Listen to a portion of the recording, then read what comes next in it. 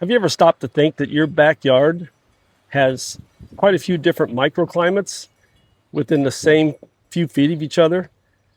I think it can make a big difference on how some plants perform and thrive or suffer a little bit. Those small microclimates caused by shade, maybe wind comes through there a little more, different reasons. I think they can make a big difference at different times of the day. It's just a small experiment I decided to do. I saw that there was a outdoor thermometer available on Amazon that had 3 sensors. And I decided, that's kind of a neat idea. I just put the 3 sensors throughout my yard in different places and see what the difference is. So I thought I'd show you what the results are right now. I set them up, brought my display out here so you can see the results. Okay, this is the my garden, and it's about 7 o'clock in the evening, beautiful evening, and I wanted to show you where the sensors are and what the different readings are. One sensor is right here next to me by these raised beds that I have peppers in, and then I put another one, sensor number 2, so that's sensor number 1. Sensor number 2, I put in this bed that's getting directly hit by the sun right now, late afternoon sun, which can be pretty warm. And it's situated right behind that pepper. So it's pretty much in the shade, but in the heat of this bed. And my third sensor,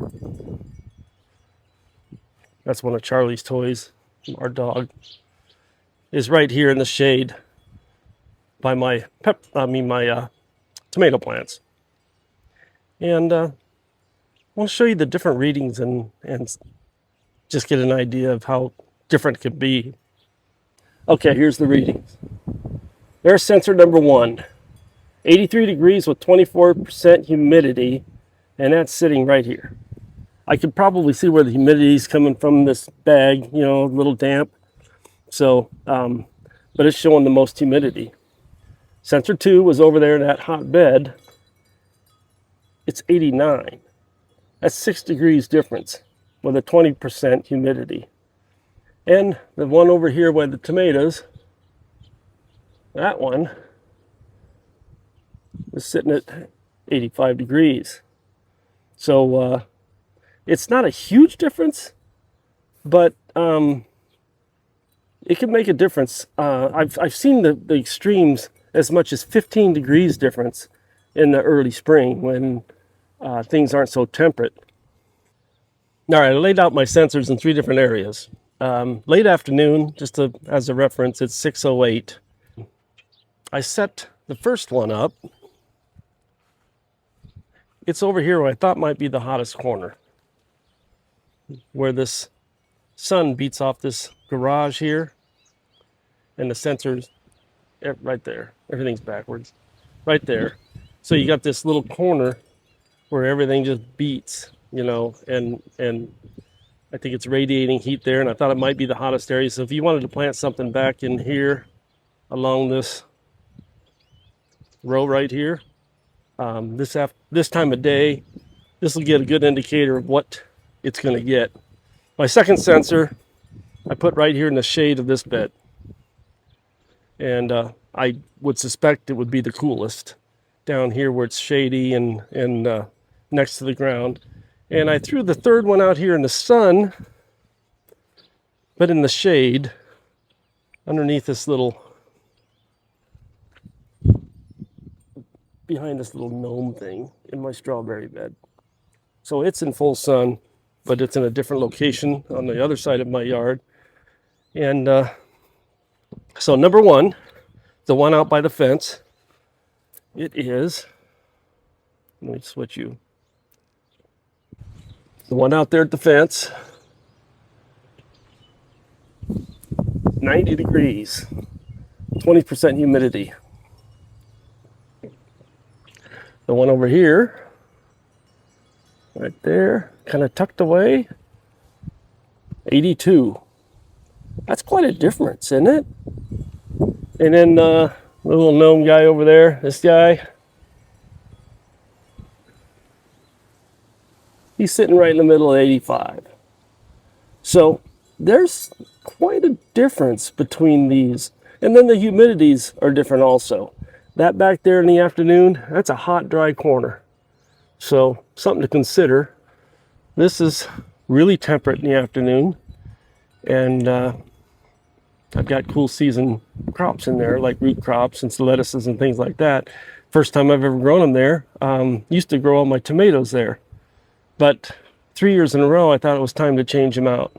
So the tomatoes are here, so they get some afternoon sun here and morning sun. But this guy over here, strawberry bed, you know, he's doing okay. That's not too bad.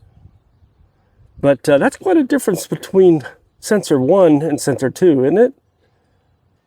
So I thought that was a really interesting study of what I've done so far, and I've just begun. There's quite a bit of difference between that corner over there and this bed over here. And if I track a lot of these different stations throughout the year, spring, summer, and fall, with the sun changing angles and things like that, I should be able to gather a lot of information on where my best zones are for different vegetables and things like that. I don't know, it might not make that much sense to do it, but it's kind of a fun experiment too, just to see how much different a few different 20 feet can make. And I mean, right now it changed on me. I'll just show it to you. Sensor 1 and sensor 2, one's 81 and one's 91. That's a 10-degree difference, and they're only 20 feet apart. So I find that fascinating. I think that's something to be learned there, for sure, especially if you've got a crop that might be a little more susceptible to the heat stress in the afternoon or something like that. Don't want to put it in that corner, that's for sure.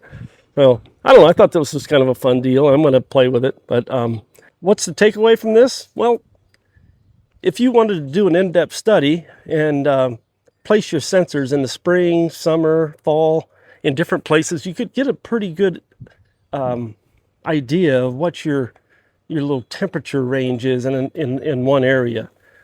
For instance, a bed in the morning and the afternoon might be a lot different. Full sun in the morning compared to, shade in the afternoon. Then you could almost set what type of plant would be better for that. Same thing with a hot one that's exposed, and like in that bed over there, it's almost 90 degrees in that bed right now. What would endure the heat, that intense heat in the afternoon better? If you found this interesting, if you thought it was kind of a cool little experiment, let me know in the comments, and let me know if you've done anything similar. And I hope you enjoyed the video. I hope you come back. My name's Dennis, and if you like the video, like it, subscribe, and I'd sure love to see you back. Take care. Bye.